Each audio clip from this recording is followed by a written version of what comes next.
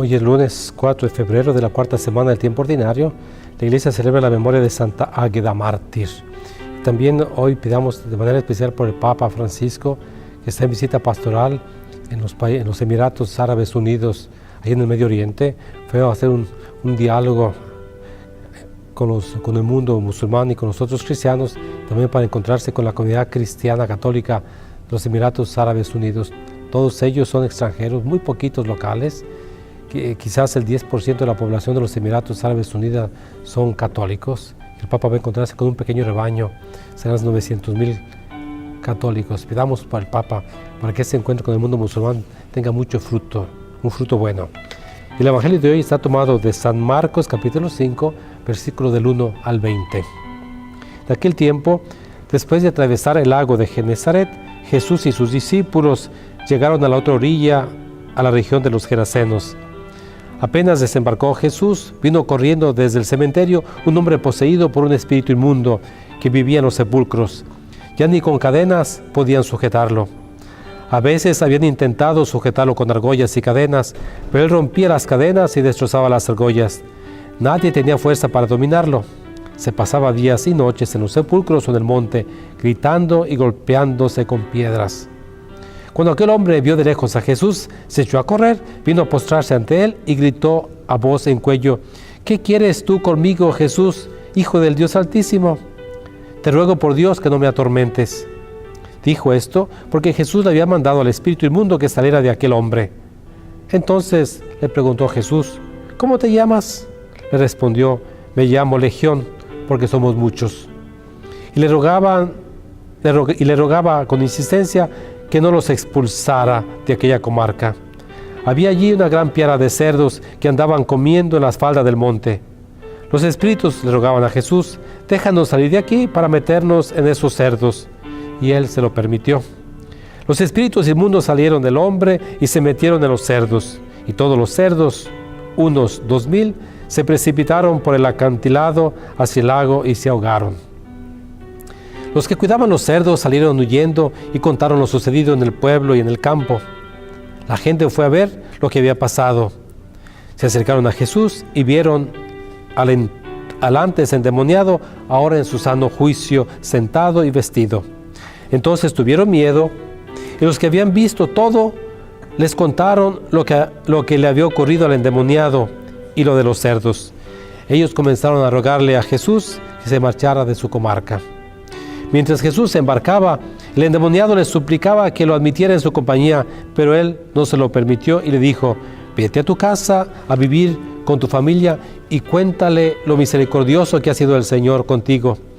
Y aquel hombre se alejó de ahí y se puso a proclamar por la región de Decápolis lo que Jesús había hecho por él, y todos los que lo oían se admiraban.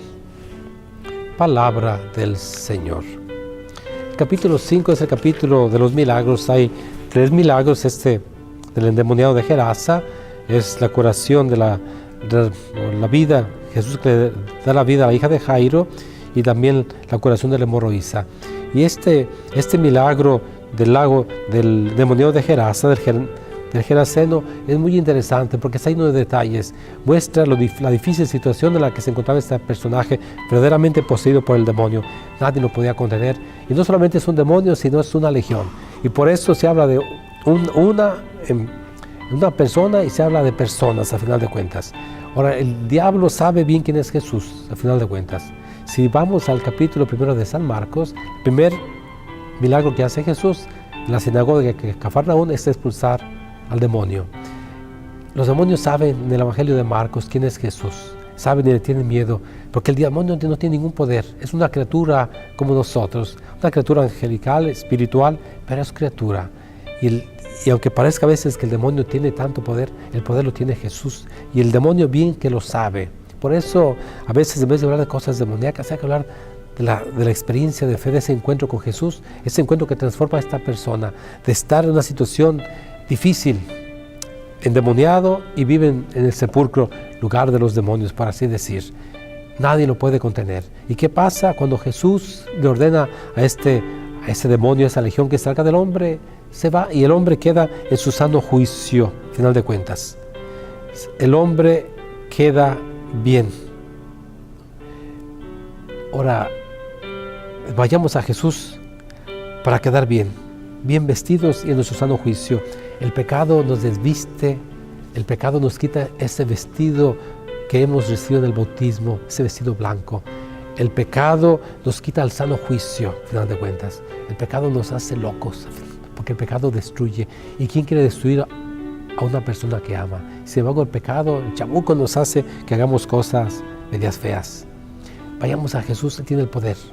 Ahora, después de ser sanados por Jesús, ese encuentro maravilloso que nos transforma, nuestro trabajo es anunciar la buena noticia del reino del Señor por todas partes, ser testigos de cuánto Dios ha sido bueno con nosotros. Hay un detalle que se me hace muy interesante, es que la gente del pueblo no quiere que Jesús se quede con ellos. Vieron cómo este endemoniado queda bien sano, en su sano juicio, bien vestido, pero no quieren que Jesús. Hay en el capítulo 4 del Evangelio de Juan, donde la gente le pide a Jesús que se quede, porque escucharon a la samaritana acerca de Jesús. Pídele a Jesús que se quede contigo. Acuérdate, deja al diablo, mándalo al diablo. Ponte en las manos del Señor siempre. También te invito nosotros mañana en la parroquia del Salón Magno, mañana a las 8 de la noche, empezamos las clases de catecismo para adultos que quieran recibir los sacramentos de confirmación y primera comunión. Si no lo has recibido y quieres recibir esos sacramentos, prepárate.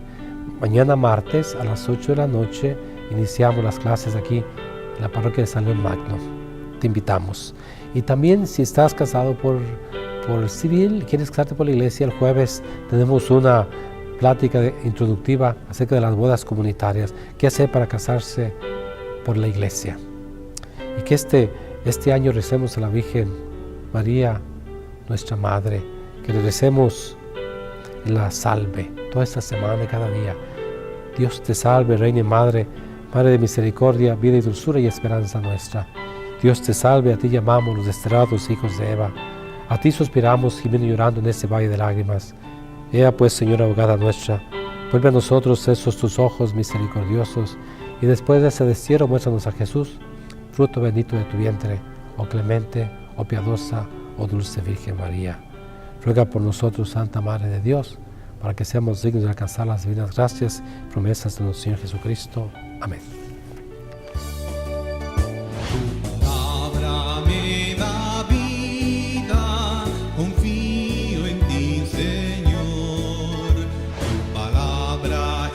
Eterna, en ella esperar.